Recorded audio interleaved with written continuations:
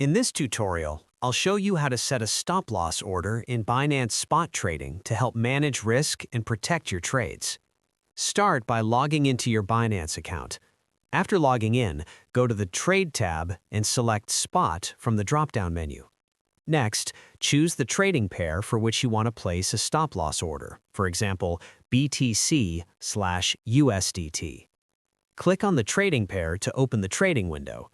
Here, you will see the price chart, order book, and trading options.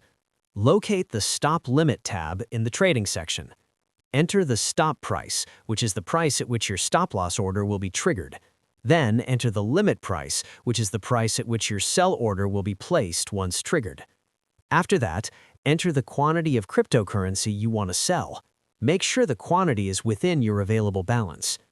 Double-check all the details of your stop-loss order, including the stop price, limit price, and quantity. Once you're satisfied, click the Sell button to place the stop-loss order. After placing the order, you can monitor its status in the Open Orders tab.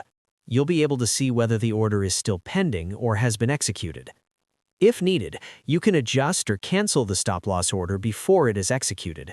Simply locate the order in the Orders tab and select the appropriate action.